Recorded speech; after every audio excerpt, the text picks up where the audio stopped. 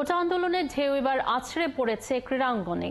মুশফিক শান্তরা একে একে পোস্ট করেছেন নিজেদের সোশ্যাল মিডিয়া হ্যান্ডেলে। এ সময় আন্দোলনরত শিক্ষার্থীদের শান্ত থাকার আহ্বান জানিয়েছে দেশের ক্রিকেট তারকারা। রেদওয়ান শাওনের রিপোর্ট। সুজলা সুফলা দেশটায় হঠাৎই কালো মেঘের ছায়া। রাজপথ দখলে নিয়েছে বিদ্যাপীঠে যাওয়া ছাত্ররা। একে অন্যকে মারছে, একে অন্যের রক্ত ঝরাতে যেন হন্য হয়ে পড়েছে। এই দৃশ্য কি সত্যি কাম্য? আচ্ছা, আমরা কাকে মারছি? কাদের বিরুদ্ধে আজ অস্ত্র হাতে নিয়েছি? আমাদের সম্পর্ক তো ভাই ভাই হওয়ার কথা। তাহলে কেন আজ কলমের কালির বদলে আমাদের হাতগুলো রক্তে মাখা? আজ ছাত্রদের রক্তে রঞ্জিত দেশের রাজপথ, মায়েদের চোখে জল। যেন শান্তশিষ্ট এই দেশটায় হঠাৎই ভর করেছে অমানিসার কোনো অন্ধকার।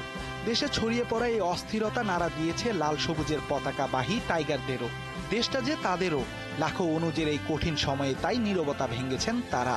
ছাত্র ছাত্রীদের রক্ত মাখা এই সময়টাকে যেন তারা থামিয়ে দিতে চেয়েছেন। প্রার্থনা করেছেন পরিস্থিতি শান্ত হওয়ার। ক্রিকেটে দলের সংকটময় সময়ে জ্বলে ওঠা মিরাজ দেশের সংকটেও বাড়িয়ে দিয়েছেন সহানুভূতির হাত।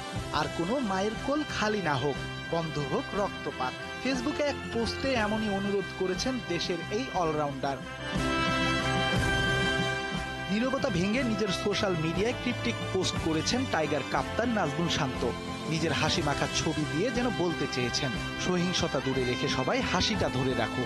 ছবির ক্যাপশনে লেখা, চুপ থাকলেও আমি অন্ধ না। সিনিয়র ক্রিকেটারদের মধ্যে মুশফিক ছিলেন সবচেয়ে আলাদা। গেল 2 দিনে একাধিক পোস্টে প্রকাশ করেছেন নিজের সমবেদনা। মুসলিম উম্মার সবচেয়ে পবিত্র স্থানে তোলা নিজের ছবি দিয়ে করেছেন দোয়া প্রার্থনা। এরপর আরেকটি পোস্টে দেশ জুড়ে রক্তপাত বন্ধের অনুরোধ করেছেন মিস্টার ডিপেন্ডেবল। ক্রিকেটারদের চাওয়া সত্যি হয়ে বাঙালির সবুজ বাংলা আবারও সবুজ হয়ে উঠুক তারুণ্যের মুখের হাসিতে। বন্ধ হোক শিক্ষার্থীদের শরীরের রক্তপাত। দেশটা যে আমাদের, দেশের শান্তি রক্ষা করা তো প্রতিটি বাঙালির অধিকার। রেদওয়ান শাওন, ৭১।